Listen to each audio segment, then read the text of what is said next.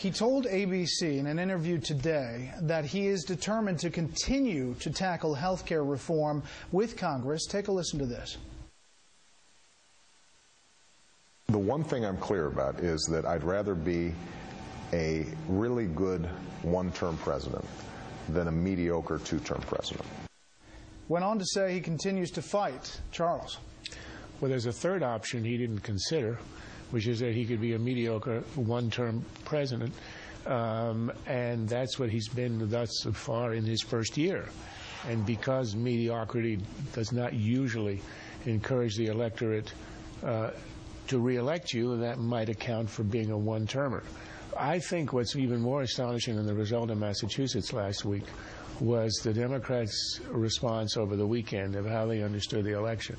It was a marvel of obliviousness, obtuseness, and unbelievably condescending arrogance. We heard the president say that the reason that they suffered in Massachusetts is because he's been so busy doing all this good stuff for the American people, he hasn't had a chance to go out there and to communicate the shared values.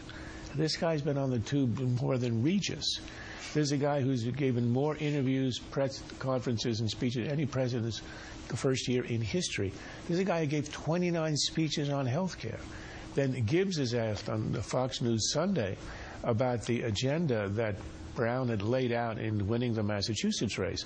Very specific, including, he didn't say, I'm uneasy about the health care proposal, I'm going to reform it or improve it. He said, I'm going to oppose it and I'm going to kill it.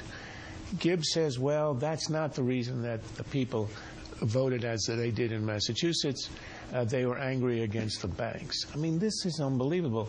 Explain to me how anger against the banks translates into a vote against Obamacare, particularly since if anybody had the bank issue, it was Coakley, who was for the bank tax. Brown actually opposed it. And this negotiation with Republicans, is that a starter? I think it's a non-starter. The Republicans are not going to want to save the bacon of the Obama administration, and the Obama administration, particularly the left in the party, is not going to want a negotiation with the Republicans. That's going to have to include tort reform. That's going to be absolutely a requirement. And you think the Democrats are going to oppose and defy the trial lawyers?